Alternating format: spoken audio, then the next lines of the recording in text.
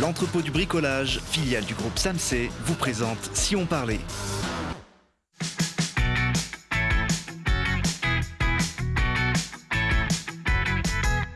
Parce que c'est important de regarder aussi ce qui se passe près de chez nous. Télé Grenoble vous donne la parole tous les jours du lundi au vendredi à 18h15, 20h15 et 23h15. Aujourd'hui, avec nos invités, on va répéter nos gammes en se plongeant dans la préparation d'un opéra et dévaler les célèbres vallons de la neige à l'occasion du derby le plus réputé des Alpes. Et pour parler de ces sujets, j'ai à mes côtés David Le Guen, directeur commercial du téléphérique des Vallons de la Neige. Bonjour. Bonjour. Voilà, la Grave, qui est un domaine unique en son genre, aux frontières de l'Isère et des Hautes-Alpes. On verra ça tout à l'heure avec vous. En face, je ne sais pas s'il est skieur, mais il est chef d'orchestre, Patrick Souillot. Bonjour Patrick. Bonjour. Vous êtes à la baguette depuis quelques années de la Fabrique Opéra, qui crée tous les ans, à partir du printemps, un spectacle unique en son genre au Summum. Ce sera dans quelques jours. Et cette année, vous aurez du renfort avec Jacques Attali. Bonjour Jacques Attali. Bonjour. Vous êtes économiste, écrivain, énarque, homme de culture. Je m'arrête là parce que si j'égrène votre CV, on va y passer l'émission. Vous avez notamment été conseiller spécial de François Mitterrand. Je crois que d'ailleurs vous avez dû travailler avec tous les présidents de la République depuis Mitterrand. Non, j'étais conseiller que de François Mitterrand, mais j'ai connu très bien tous les autres, oui. On ne va pas parler de cet aspect-là de votre carrière, mais plutôt de la partie culturelle. Vous êtes un passionné de musique. D'ailleurs, si vous n'aviez pas été l'homme d'action que l'on connaît, vous auriez aimé être un peu Patrick Souillot. Un chef d'orchestre, c'était un de vos rêves d'enfant presque. Oui, c'est d'ailleurs comme ça que j'ai connu Patrick, parce que j'ai dit ça un jour à la télévision, et Patrick m'a appelé, que je ne connaissais pas, en me proposant de venir diriger, ce que j'ai trouvé incongru, mais j'ai quand même travaillé grâce à lui. J'ai pris des cours avec lui, et puis avec un autre chef merveilleux qui est François-Xavier Roth. Puis je suis venu diriger son orchestre, et puis depuis... je dirige de temps aussi souvent qu'on m'invite un peu partout dans le monde. Ça m'arrive de temps en temps. Donc Patrick m'aide autant qu'il peut à préparer mes concerts, mais voilà. C'était culotté, Patrick Souillot, d'appeler Jacques Attali comme ça, uniquement parce qu'il avait lancé quelque chose sur un plateau de télé. On sait que ce qui est dit à la télé n'est pas toujours une réalité. Quand on dit qu'on aurait voulu être chef d'orchestre, je ne vois pas pourquoi ce ne serait pas vrai, ça c'est la première chose. Non, moi ce qui m'avait paru intéressant, c'était de mettre en relation, par une passion commune, des étudiants et Jacques Attali sur un terrain entre guillemets neutre, quoi. Voilà. Et donc la rencontre a eu lieu et elle s'est poursuivie plusieurs fois avec grand bonheur. Depuis 15 ans. Voilà. Alors j'ai retrouvé dans les archives de Télé Grenoble, alors c'est pas celle-là, c'est la séquence précédente. Voilà, c'est des images d'il y a une dizaine d'années. Patrick et Jacques, c'était à Grenoble, hein, une des premières fois où vous étiez justement au contact de ces jeunes de l'orchestre universitaire de Grenoble. Oui, c'était dans la salle où l'orchestre répète et où je commençais à travailler quelques œuvres. Et puis après, j'ai pris mon envol, mais j'aurais jamais pu rien faire sans Patrick et sans l'indulgence de l'orchestre à l'égard du débutant. On vous voit d'ailleurs, Patrick, en train de coacher Jacques Attali. Oui, mais en fait, pour devenir chef d'orchestre, il faut diriger. Il n'y a pas de... Enfin, les cours, c'est très joli, mais on apprend à battre la mesure en 10 minutes. Et après, il faut pratiquer. Il n'y a que ça qui fait qu'on est un chef d'orchestre et qu'on progresse. Vous jouez pratiquer, puis aussi travailler les partitions, connaître les partitions, connaître les instruments. Oui, j'ai fait du piano dans mon enfance, donc je sais assez bien lire la musique, et même si je n'ai pas du tout l'oreille absolue, sans lire la musique, sans comprendre ce que c'est que l'harmonie, on peut pas... Mais c'est du travail, j'ai pris quand même 2 ans de cours, et j'ai travaillé, comme le dit Patrick, c'est dans la pratique et la volonté que se situe le secret du mystère. On peut faire un parallèle avec la politique, parce que dans le monde politique, il faut aussi orchestrer les partitions de tous les protagonistes. C'est pas facile toujours de les faire aller à l'unisson. Oui, la musique symphonique renvoie, quand elle apparaît au 19e siècle, fin 18e, début 19e, à l'idée d'harmonie de la division du travail qui revient avec la société industrielle. Le chef, c'est une métaphore du chef démocratique et légitime qui vient s'installer. Le chef a en effet, on retrouve dans l'orchestre, Patrick le sait mieux que moi, tous les problèmes qu'on peut avoir dans une société politique, les rivalités, les conflits, les traquenards, les pièges posés au chef, toutes sortes de choses qui mériteraient des heures d'émission. Alors, si vous êtes de retour à Grenoble, c'est pas en tant que chef d'orchestre, mais comme metteur en scène de la nouvelle création de la Fabrique Opéra. Patrick Souillot, c'est un peu un rituel, hein. Chaque année, vous venez sur le plateau de Télé Grenoble nous présenter le produit de la Fabrique Opéra. On peut rappeler un peu le fonctionnement de cette structure qui est atypique, qui est née ici à Grenoble il y a une dizaine d'années? Alors, c'est né en 2007. La première représentation était la Flûte enchantée en 2007. Le but de la Fabrique Opéra, il est très simple. C'est amener un nouveau public à l'opéra. L'opéra souffre de beaucoup d'a priori, qui ne sont pas tous sans fondement. Et donc, l'idée, c'est de déconstruire ces a priori. Et le mieux, c'est de faire participer des jeunes qui ont des talents formidables, des compétences que nous n'avons pas et qui sont très utiles pour construire un opéra, construire des décors, confectionner, dessiner des costumes, réaliser des coiffures, des maquillages, de la communication, de l'accueil, etc. Donc toutes ces compétences que nous, musiciens, n'avons pas, on va les chercher sur notre territoire, celui de la métro pour l'instant. Et donc ces jeunes découvrent l'opéra non pas comme spectateurs, mais comme acteurs, ce qui évidemment change le prisme et évidemment leur manière de voir les choses. Et donc ils deviennent acteurs. C'est pour ça qu'on appelle ça l'opéra coopératif. Alors, ça n'empêche pas, même si vous faites appel à des amateurs et à des lycéens, d'avoir un résultat professionnel. On voit les images de l'édition de 2018. C'était Carmen et son célèbre Toréador que vous avez joué à 4 reprises au Summum de Grenoble. Les chanteurs chez nous sont évidemment des grands professionnels parce que quand on a l'ambition de démocratiser l'opéra, on offre le meilleur. Donc le meilleur, c'est beaucoup de travail et les meilleurs artistes. Jacques, vous inscrivez dans cette démarche, j'imagine, si vous êtes sur ce projet. Oui, c'est pour ça que j'ai beaucoup apprécié, et je suis Patrick depuis le début de la Fabrique Opéra. J'ai toujours trouvé que c'était un projet extraordinaire parce que ça permet en effet d'ouvrir les jeunes à cet art magnifique qu'est l'opéra, qui est trop souvent considéré comme un art de classe sociale. C'est pour les vieux et les bourgeois, et pour les vieux bourgeois. Donc c'est pas vrai du tout. Et là, on le démontre parce qu'on a réussi à attirer des jeunes. Il y a 750 personnes qui travaillent à ce projet depuis plus de 6 mois. Et ces jeunes, d'abord, ils vont découvrir l'opéra, leurs parents vont venir. Et puis, quand on voit la Traviata, il y a un tube toutes les 3 minutes. Donc, Patrick leur en donne plein les oreilles, moi, je leur en donne plein les yeux. Et ça donne un spectacle qui, je crois, devrait faire plaisir. Voilà.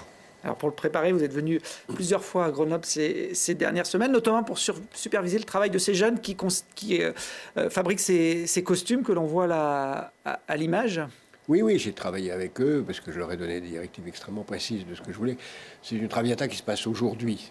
Parce que pour moi, l'histoire est incroyablement contemporaine. C'est le problème de la liberté de la femme et des conflits entre groupes sociaux et classes sociales.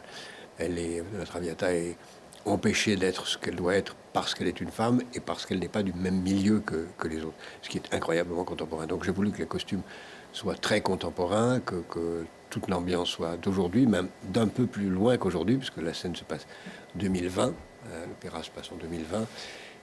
Vous verrez, il y a plein de surprises, plein de surprises. Bon, ce sera à découvrir au Summum jusqu'au 2 avril. Ce travail, on le verra sur scène, Patrick, hein, ce travail, il y a ces petites mains, tous ces étudiants qui s'associent au projet chaque année. Oui, la Fabrique, c'est un puzzle où chacun travaille dans son coin pendant quelques mois. Et là, on est dans la période la plus excitante. C'est celle où on met tout en commun, où tout prend sa dimension, où grâce à la lumière, et on a l'immense chance d'avoir Jacques Rouvérolis aux manettes et à la création des lumières, grâce à Jacques Attali. Et puis Jacques nous a aussi amené avec lui un autre Grenoblois dont j'ignorais l'existence, qui est aussi quelqu'un d'extraordinaire, qui s'appelle Jean-Louis Berthet, qui l'a aidé et conseillé sur la scénographie. Et donc on a un dispositif scénique vraiment qui est gigantesque, qui est magnifique, et ça va faire rêver. Et c'est un bel écrin pour raconter cette histoire, effectivement, qui est absolument intemporelle et universelle. Oui, elle a été écrite au milieu du 19e siècle, mais Jacques Attali a décidé de la mettre l'année prochaine, en 2020. On voit, Jacques, des images, des répétitions. Les premières répétitions ont commencé grandeur nature au Summum, là où se déroulera le spectacle. Vous êtes prêts ou il y a encore des choses à revoir? La dernière représentation est dimanche. Je pense que dimanche, à la fin de la dernière représentation, on sera prêt. Non, ça sera parfaitement prêt dès demain soir, parce que demain, il y a une première représentation pour les scolaires. On fait la dernière répétition ce soir. Et déjà, celle d'hier soir était magnifique. Voilà. On voit qu'il y a beaucoup de monde sur scène. Ça aussi, pour un metteur en scène, ça doit compliquer les choses. Oui, parce qu'en plus, j'ai choisi, mais c'est la deuxième fois que je fais une mise en scène, mais mon principe, c'est que chaque choriste a une vie et un rôle, et le spectateur doit pouvoir suivre chaque choriste tout au long du spectacle. Il mène une vie totalement différente des autres choristes. Il a sa réalité, ses relations avec les autres, comme dans la vie, quoi. Donc, il y a en effet 80 histoires différentes qui se passent sur scène en même temps. Et puis le tout est évidemment orchestré. Parliez de Pulse, Patrick. Là, voilà, c'est les derniers moments où il faut mettre tous les bouts les uns avec les autres. Hein. Oui, alors l'orchestre a beaucoup travaillé. On a des chanteurs extraordinaires. Vraiment, on a vraiment un plateau incroyable. Et c'est un plaisir de mettre tout ça ensemble. La cohésion se fait et c'est parce qu'on est investi sur le plateau que tout est cohérent. On ne peut pas bien chanter et être un mauvais acteur, ça ne marche pas. C'est parce qu'on est tout ça à la fois que le spectacle prend sa dimension et d'où l'importance du travail qu'a fait Jacques avec les choristes. Et c'est aussi pour ça que je lui ai demandé de venir, parce que j'avais vu le travail qu'il avait fait sur La Bohème et ça m'avait passionné de voir à quel point on pouvait personnifier des gens qui habituellement sont parfaitement anonymes, représentent le peuple, mais en tant que masse. Et là, c'est vraiment un travail d'extrême précision, quoi. C'est fascinant. Et tout ça est au service de la musique, parce que la mise en scène ne doit pas gêner la musique, elle ne doit pas polluer la musique. C'est pas, il ne faut surtout pas qu'on gêne la merveille qui est la musique et les voix. Donc on est au service de la musique, et tout ce qu'on fait pour magnifier les personnages sert à créer ce moment de grâce et de magie où la musique s'articule avec ce qu'on voit pour créer quelque chose d'absolument unique. On vient de voir des images de Patrick en train de répéter avec l'Orchestre universitaire de Grenoble. Est-ce que l'an prochain, il va vous laisser les baguettes pour l'Opéra 2020 ? Non, je ne le souhaite pas. C'est un métier extrêmement difficile. D'abord, moi, je ne dirige que de temps en temps quand on m'invite un peu partout, mais ça m'arrive. Mais diriger un opéra, c'est tout autre chose. Patrick le fait très bien et je n'ai pas du tout l'intention de m'y mettre. J'ai d'autres combats en ce moment. Bon, il y a 4 représentations, en tout cas, ouvertes à tous, à tous les publics, et notamment à ceux qui n'ont jamais eu l'occasion d'assister à de l'opéra. La dernière, ce sera même mardi 2 avril, au Summum. Les caméras de Télé Grenoble seront, comme chaque année, présentes pour vous proposer ce spectacle avec un petit décalage dans quelques temps sur notre antenne. Jacques, vous avez vu qu'à Grenoble, on est au milieu des montagnes. Est-ce que ça fait partie, la montagne, le ski, de vos passions cachées comme la musique ? Pas cachées, j'ai été un skieur très mauvais, mais comme j'avais fait beaucoup de judo, jusqu'à présent, je me suis jamais rien cassé. J'ai pu skier à peu près sur n'importe quelle piste. Pas d'une façon, qu'on pourrait dire, suprêmement élégante, mais j'ai pu passer partout, même les noirs, partout. Bon, vous n'avez pas accompagné Emmanuel Macron à la Mongie, quand même? Non, il m'arrive de lui parler, mais pas forcément sur des skis. Oui. Pas sur les pistes. Bon, alors dans la musique, il y a l'opéra, et puis on va dire il y a le bal musette. Et ben, dans le monde de la montagne et du ski, c'est à peu près pareil. Il y a les stations classiques qu'on voit un petit peu partout, et puis il y a les Vallons de la Meije, une station atypique, unique en son genre. Alors, c'est pas David qui s'occupe de commercialiser, de communiquer autour de ce domaine qui va me démentir, mais c'est vrai que déjà la situation, La Grave, c'est un petit village aux portes de l'Isère et des Hautes-Alpes, mais tout autour, c'est des grandes montagnes. Bah, c'est voilà, plus qu'une station, en fait, c'est un domaine. Un domaine particulier, on a une installation un téléphérique en 2 tronçons qui vous emmène à très haute altitude, à 3200 mètres, au milieu de rien. Vous êtes en haute montagne. Et c'est ce qui fait tout l'intérêt et l'atypisme de La Grave. C'est qu'on est unique de par le fait qu'on propose effectivement un domaine qui est non balisé, non sécurisé. Mais comme on ne veut pas lâcher des gens au milieu sans rien, on a tout un service, notamment des patrouilleurs qui sont en bas de la station pour vous donner des conseils et les clés pour pouvoir se déplacer en haute montagne. C'est un haut lieu d'apprentissage de la haute montagne vers l'autonomie. Alors, on voit sur ces images, il y a les glaciers, il y a les arêtes de la Meije, le pic de la Meije qui cumule à presque 4000 mètres d'altitude. Donc c'est un autre univers à 1h30. C'est le comble du snobisme, on ne fait pas tout à fait 4000. Oui, c'est vrai. Il lui manque quelques mètres à la Meije pour faire partie des 4000. Il doit y avoir une comble aussi, non? Aussi. En tout cas, c'est un domaine qui attire évidemment les amoureux de la montagne, un côté assez naturel et sauvage dans votre station. Oui, c'est ce que les gens viennent chercher. On a donc ce téléphérique qui est la colonne vertébrale du domaine et qui a un débit souvent qualifié. On dit souvent que la première montée est très longue. Après, la deuxième et la troisième, ça permet de se reposer. Mais c'est ce débit aussi qui est faible, 30 personnes toutes les 6 minutes à peu près, qui permet de garder justement cette notion d'être vraiment seul en haute montagne et de ne pas être dérangé. Et c'est cet atypisme-là qui pousse aussi à l'atypisme du derby de la Meije. Alors on y pratique un ski sportif, engagé, c'est pas, on va dire, donné à tout le monde d'aller skier sur les vallons de la Meije. La station a été reprise il y a 2 ans par l'Alpe d'Huez, qui s'y connaît en matière de gestion de domaines skiables. Est-ce que ça veut dire que votre domaine aujourd'hui atypique va petit à petit évoluer vers ce qu'on connaît des grandes stations françaises? Et surtout pas. La grande force de la Grave, c'est le « venez ici, il n'y a rien », entre guillemets. Et juste une seule remontée. Juste une seule remontée. On est en train de développer ce qu'on appelle l'expérience La Grave, où justement on essaye de donner des clés supplémentaires pour avoir une véritable lecture d'une montée en haute altitude et jusqu'au dernier glacier des Alpes. Et l'idée, c'est pas de faire une station comme ailleurs, c'est ce qui nous perdrait, et notre véritable force, c'est notre différence. Et c'est quelque chose qui a vraiment été intégré c'est une délégation de service public qui a été signée pour les 30 prochaines années, lors de l'appel en concurrence qui a été remporté par l'Alpe d'Huez. Et effectivement, la SATA, plutôt que d'exploiter directement, a préféré créer une filiale. Donc le téléphérique est exploité par une filiale de la SATA qui a l'autonomie et juridique et financière, et nos projets sont autofinancés par nos recettes.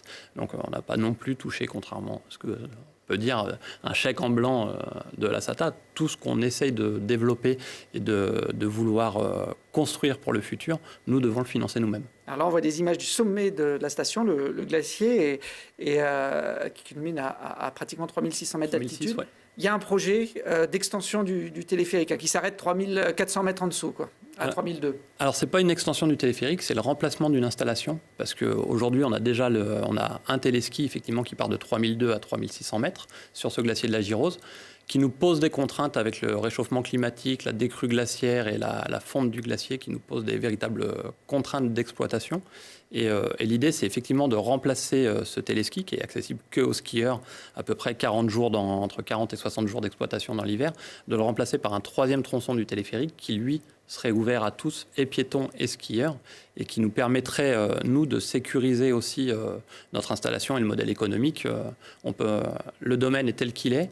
Et donc notre neige de culture à nous, entre guillemets, c'est plutôt de pouvoir permettre une meilleure accessibilité au dôme de la Lose à 3600 mètres aux piétons. Ce nouveau téléphérique, il sera construit à quel horizon? On est sur une échéance d'ouverture 2021-2022. On devrait finir de déposer le permis de construire sur cet automne, à peu près, pour une instruction des permis durant l'hiver et un début des chantiers printemps 2020. Bon, encore un petit peu de temps avant d'aller flirter avec les 3600 mètres de cette montagne. Si c'est aussi connu, les vallons de la Meije, c'est aussi peut-être en partie grâce à une épreuve atypique, elle également. C'est la plus réputée, on peut dire, dans le milieu de la montagne. Ça s'appelle le derby de la Meije. Alors, pour Jacques, qui n'est peut-être pas familier avec ce type de compétition, c'est quoi un derby? Et la règle est simple, on part et c'est le premier arrivé en bas en temps qui a gagné. Voilà.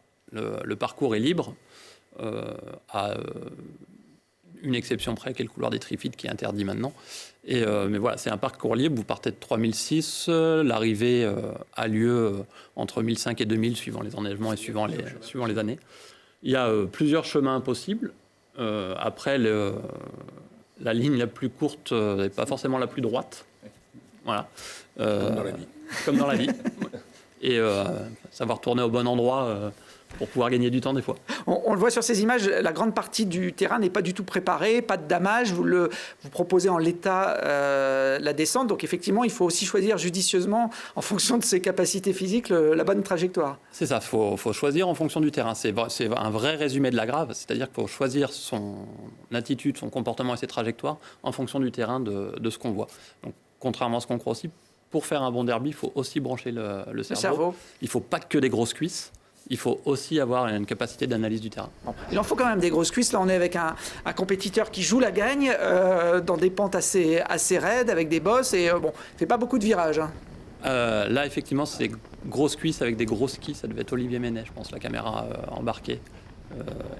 C'était un des vainqueurs du derby pendant quelques années.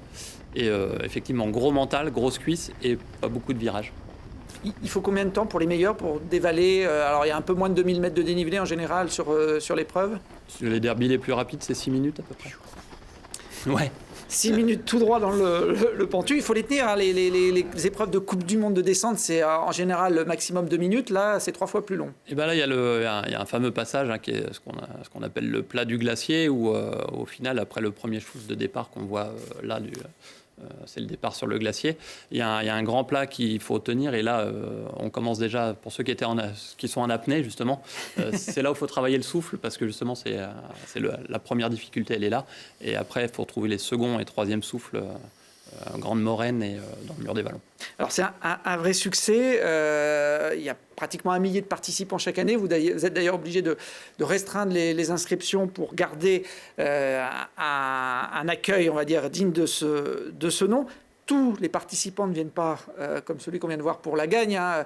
La plupart viennent pour l'ambiance et on peut dire que c'est assez décontracté. Ouais, c'est une triple course. Il y a ceux qui viennent effectivement pour le chrono, il y a ceux qui viennent se battre contre eux-mêmes, il y a ceux qui viennent pour délirer entre copains déguisés.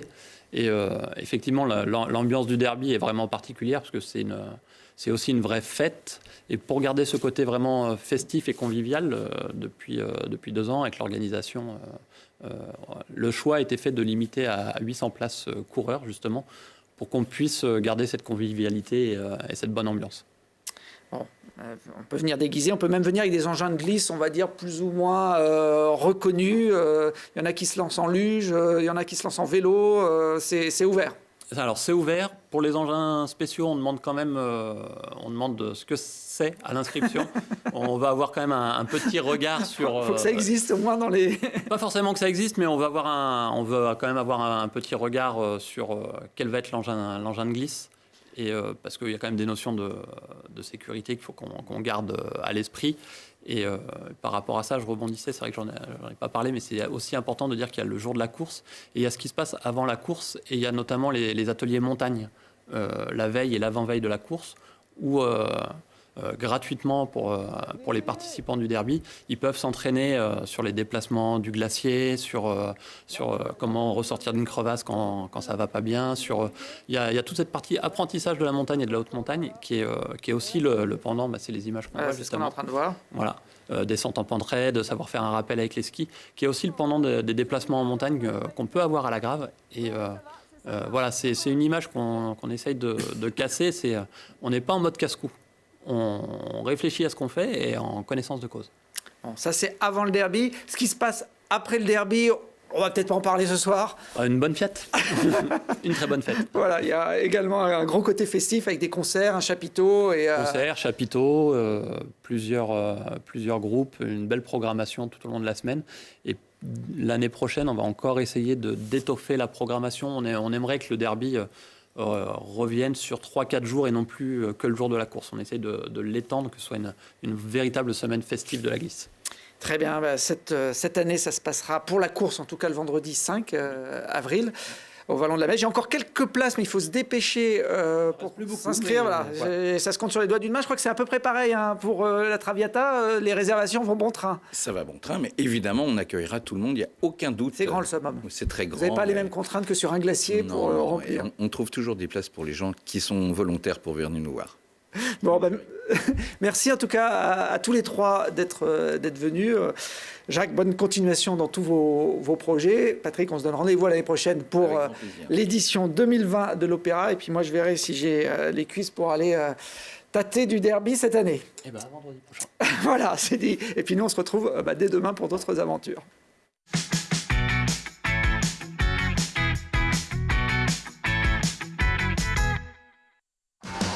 L'entrepôt du bricolage, filiale du groupe SAMC, vous a présenté Si on parlait.